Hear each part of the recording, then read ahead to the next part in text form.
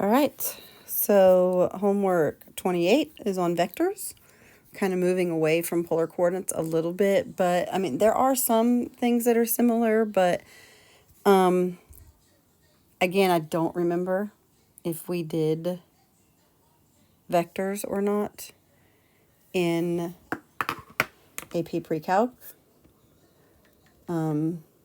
But basically, a vector is just a like array, and I kind of think of like vectors when I think about like rockets, and that rockets need a direction and like what's the word, like a force to like propel it. And so I think of like vectors in that way. But basically, a vector is just any object that has a magnitude and a direction. We use a couple of ways to display vectors or talk about them. One is using just numbers, and then another is like having a drawing. So a vector has what's called an initial point, which is the beginning of the ray, and then a terminal point, which is the I don't want to say end of the ray, but it gives the trajectory of the ray. So it kind of gives you like the direction. So yeah, I don't think that you'll find any of this stuff super, super difficult. I'm trying to think of I'm trying to think of like how we state it, but probably the best thing to do is just to go through it. Okay, so the first thing says to find the magnitude of the vector, and that's basically the length, and the magnitude is actually just using the distance formula. So just to help you remember, the distance formula is the square root of x1 minus x2 and adding y1 minus y2. And it could be y2 minus y1, etc., as long as you do them in the same order, just like slope. So to find the magnitude of vector v, it tells us that vector v has an initial point of -3, -11, so that would be your x1 and your y1. And then a terminal point is -6, -9, so that would be your x2 and your y2. And we just find the distance. So this would be -3 minus -6 plus -11 minus -9. You should get 9 plus 4, which would be the square root of 13, and that's the answer. So the magnitude is just the distance from the initial point to the terminal point, and it literally is that easy. So to find the magnitude of W, you would use the same initial point, but, oh nope, it has a different one. Vector W has an initial point here and a terminal point here. So you're going to use the distance formula on that, and you should also get the square root of 13. Now, the next thing it asks us to do is to compare them. And so when we compare vectors, we do look at their magnitudes. And if they have the same magnitude, then we can determine if they are equal. So in this case, they do have the same magnitude, and now we should look at the direction of our vectors. So if I think I left that part out. So if they have the same magnitude and direction, then they are equal vectors. So basically think of a ray that's drawn in two different places. So let's say that's one vector and that vector. Those would be same direction, same magnitude. So those would be equal. Where if we look at those and compare it to, say, this, these could be the same length or have the same magnitude, but since this one is going in the other direction, then they're not equal. So let's look and see what direction these are going. And to do that, you can check their slopes, because if they're going in the same direction, they'd have the same slope. Okay, so the slope or the direction for V would be -6 minus -3 over -9 minus -11. So that would be -3 over 2. Now let's do W. And so that would be 7 minus 10 over -2 minus -4. And so that would be -3 over 2. Same direction. So these slopes would be equal because the vectors have the same magnitude and the same direction. So if one of these slopes had been different, then you would say they're not equal because you would say they have the same magnitude but different directions. Or if they have different, if anything's different, they're not the same. Okay, so number 2, you're doing the same thing. You should get the square root of 865 here, and you should get the square root of 865 here. However, they're not going to be equal because even though they have the same magnitude, they're going to have different slopes.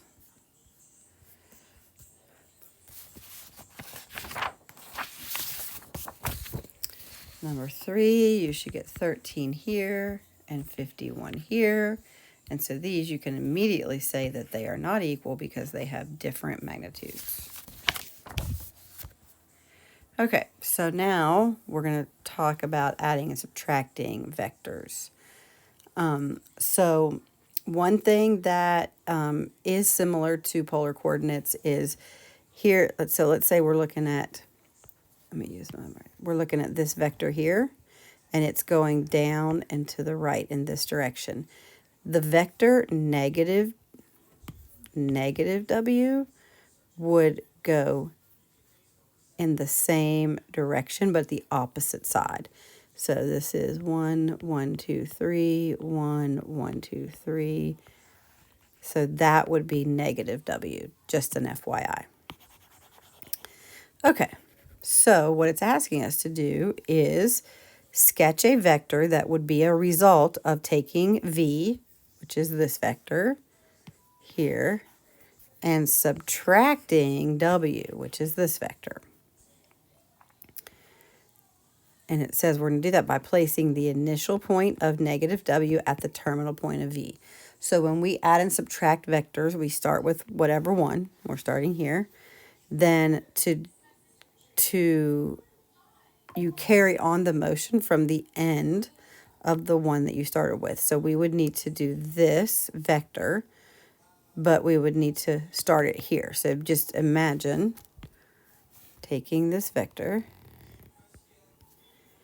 and picking it up and moving it here. Don't you guys wish you could do that? Now, the thing to remember is that would be if we were adding the vector, but we're subtracting the vector. So this gets taken in this other direction.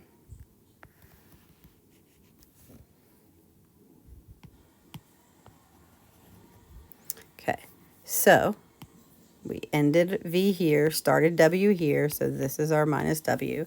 And so the resulting vector is the vector form from the initial point of your first vector to the terminal point of your second vector.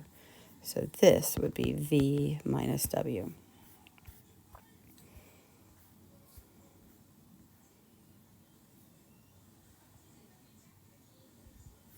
I'm assuming you draw that on Alex.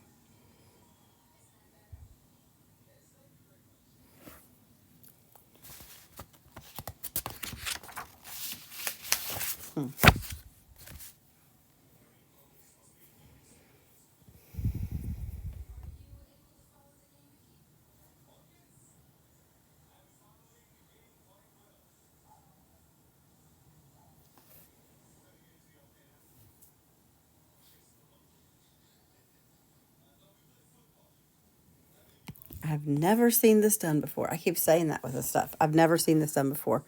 I don't even know what the point is, but basically the resulting vector is here to here. Never seen that done before, where they make both the vectors the same initial point. Never seen it. That's ridiculous. Okay. Now here we are going to multiply vector v by 2. So that just means 2 v's. So if our initial, sketch them in standard position. So we'll start at 0, 0. That's what standard position means.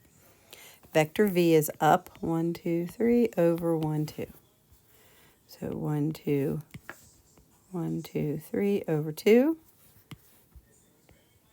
But then we have to do it again because it's 2 of them. So 1, 2, 3 over 2. And so that is 2v. Now w, negative 2w. So we're starting here.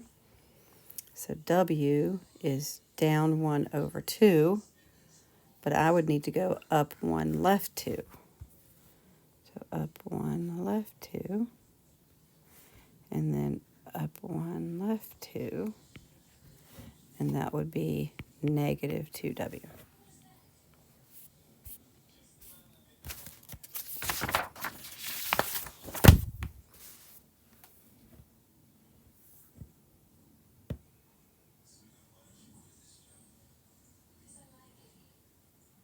Okay, the component forms of a vector are just the differences in the first part and the second part. So it would be, and we use these like weird kind of, I don't know what those are. And we subtract.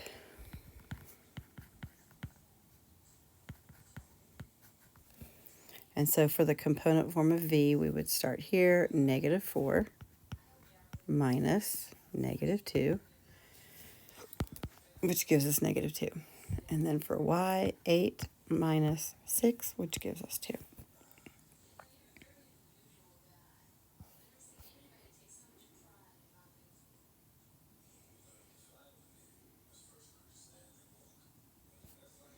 So to be in standard position, we'd start at 0, 0. And we can use our component form, which would be negative 2, 2. Or we can just visualize moving that down to here.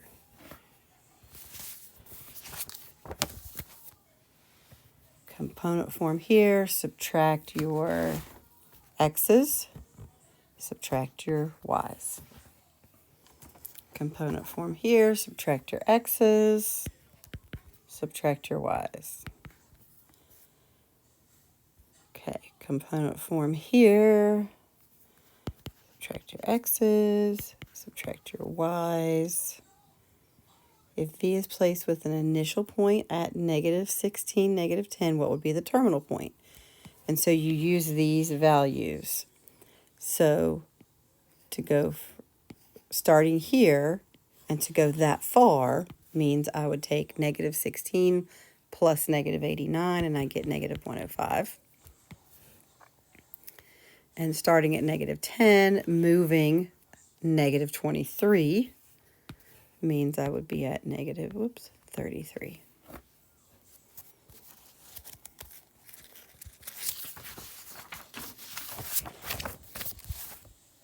So same thing. Add your x's, add your y's. Now, this is asking us to add the vectors. Luckily, you do the same thing. Add the x's, add the y's. Here we're asked to subtract. Make sure you're starting from the first one. So negative 5 minus negative 2 would be negative 3. And 5 minus negative 3 would be 8. Negative 3 times w literally means multiply each of your components of the vector by negative 3.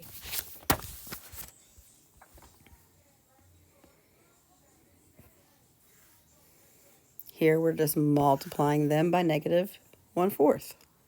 So we should get negative 3 and then 5. Here, you're going to take v, which is 10, plus s. So I'd be at 7 minus 4 would be 3. Now do the same thing. Negative 8 plus negative 5 is negative 13. Minus 9 would put me at negative 22. Here I'm going to multiply r by 6 to start. And then we're going to subtract the sum of these two vectors. So this would be negative 8, 3. So 12 minus negative 8 would be 20. And 60 minus 3 would be 57.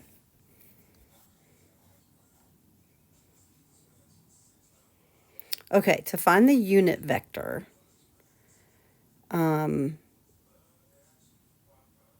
you have to, okay, so first you have to find the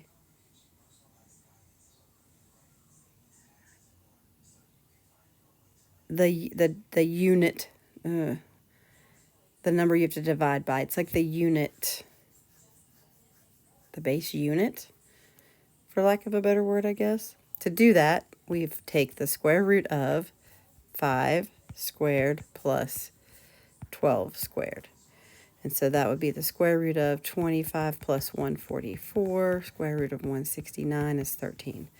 This becomes the denominator under each of your parts of your vector. And so the unit vector is 5/13 I minus 12/13 j.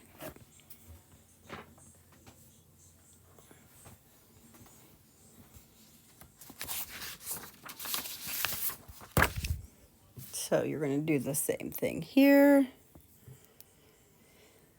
Negative 0.3 squared plus negative 0.4 squared. Let me get my calculator. Oh. Guess I should be utilizing my split screen, huh? Okay. So negative 0.3 squared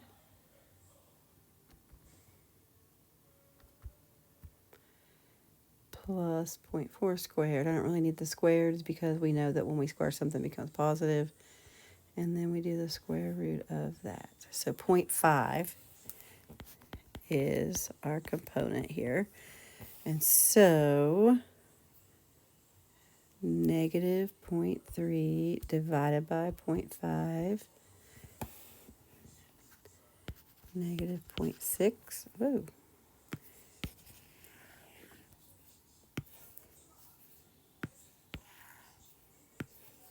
So negative 0.6 I, and then 0.4 divided by 0.5, 0.8. So minus 0.8 j.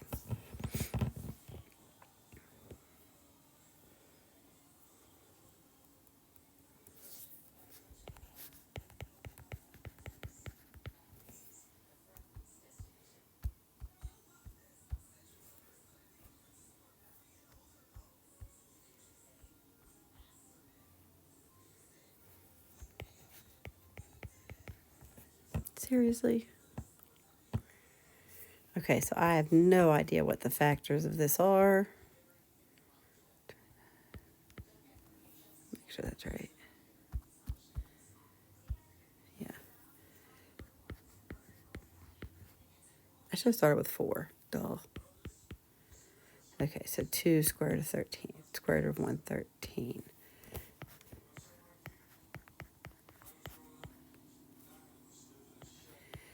And of course, it wants an exact form, so we can't leave them like this. All right, so 14 over 2, first of all, is going to be 7. So this is going to be 7 square root of 113 over 113i minus 8 square root of 113 over 113j.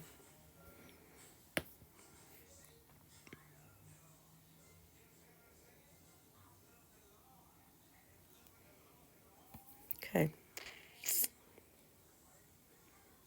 You just got to add them, I think.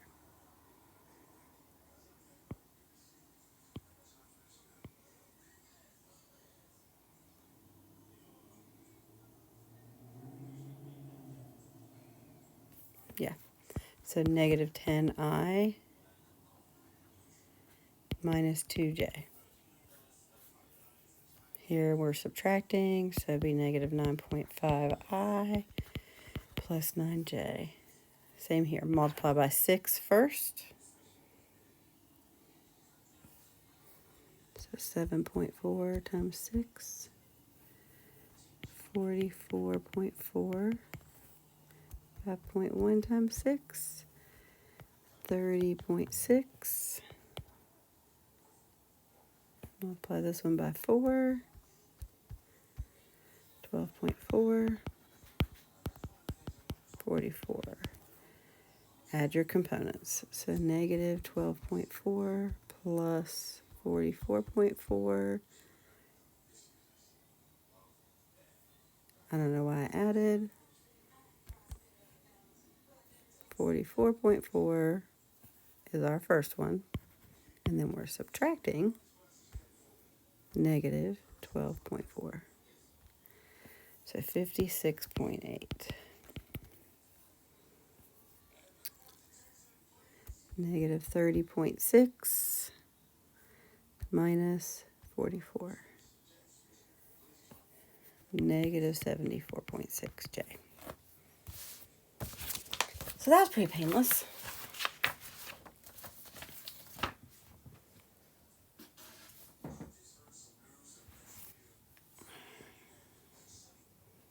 All right,